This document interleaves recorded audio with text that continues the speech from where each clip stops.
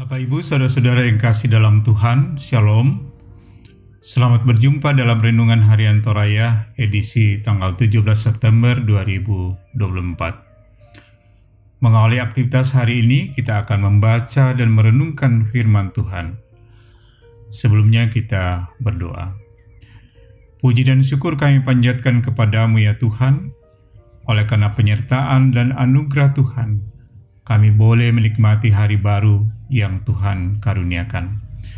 Mengawali aktivitas hari ini, kami akan membaca dan merenungkan sebagian dari firman-Mu.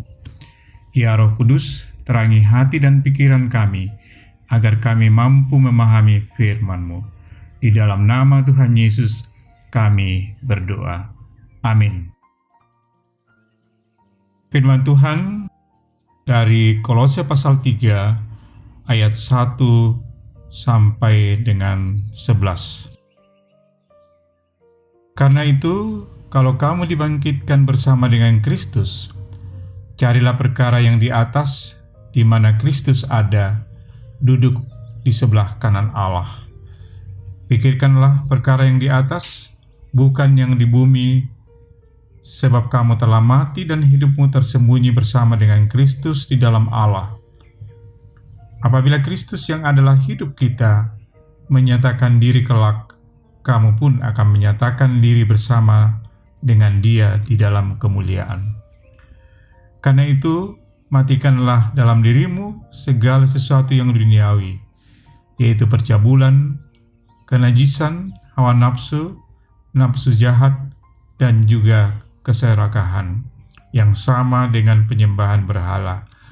Semuanya itu mendatangkan murka Allah atas orang-orang durhaka. Dahulu kamu yang melakukan hal-hal itu ketika kamu hidup di dalamnya, tetapi sekarang buanglah semuanya ini, yaitu marah, geram, kejahatan, fitnah, dan kata-kata kotor yang keluar dari mulutmu. Jangan lagi kamu saling mendustai, karena kamu telah meninggalkan manusia lama serta kelakuannya, dan telah mengenakan manusia baru yang terus-menerus diperbarui untuk memperoleh pengetahuan yang benar menurut gambar haliknya.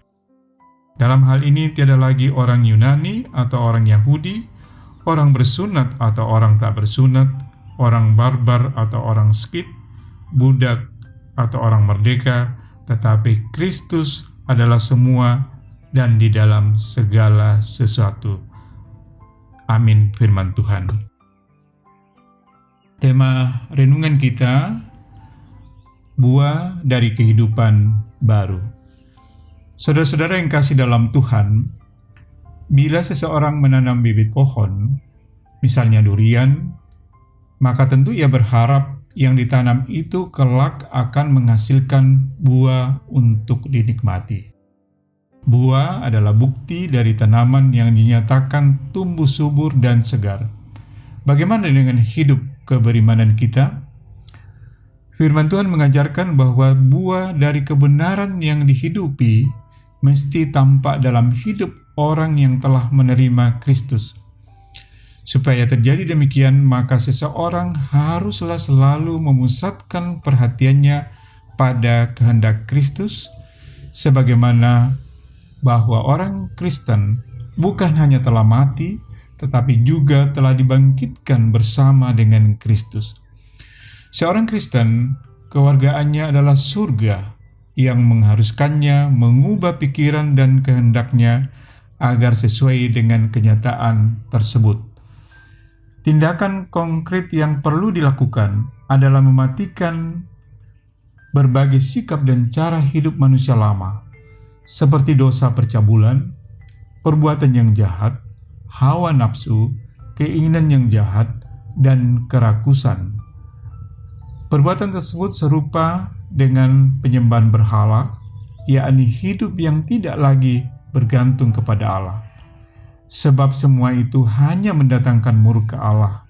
Di dalam Kristus, orang percaya beroleh hidup baru yang harus dipelihara secara terus-menerus.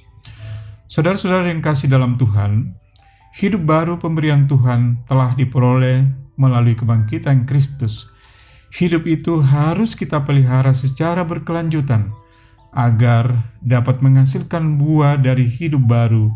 Maka kita perlu mencabut sampai ke akar-akarnya hal-hal yang dapat merusak pertumbuhan rohani kita.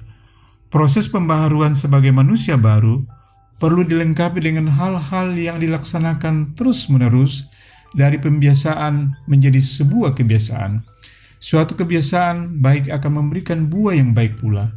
Dengan demikian, kita menyaksikan buah hidup dari kehidupan yang telah menjalani pembaharuan hidup. Amin. Mari kita berdoa. Ya Allah Bapa kami di dalam sorga, terima kasih Tuhan, kami sudah membaca dan merenungkan firman-Mu. Firman-Mu mengajarkan agar kami senantiasa memelihara hidup baru yang Tuhan berikan lewat kebangkitan Kristus, dengan senantiasa hidup berkenan di hadapan Tuhan. Kiranya Roh Kudus memampukan kami agar dapat menghidupi hidup baru yang Tuhan karuniakan. Kami berdoa untuk seluruh anggota Jemaat Laharoi Balikpapan dalam berbagai aktivitas hari ini. Kiranya Tuhan menolong dan memampukan agar dapat melaksanakan dengan baik. Bagi saudara-saudara kami yang bergumul, kiranya Tuhan menguatkan dan memampukan menjalaninya. Khususnya yang dalam keadaan sakit, kiranya Tuhan memberkati segala upaya pengobatan yang diberikan, agar saatnya nanti boleh pulih dari penyakitnya. Inilah ungkapan syukur dan permohonan kami, di dalam nama Tuhan Yesus kami berdoa.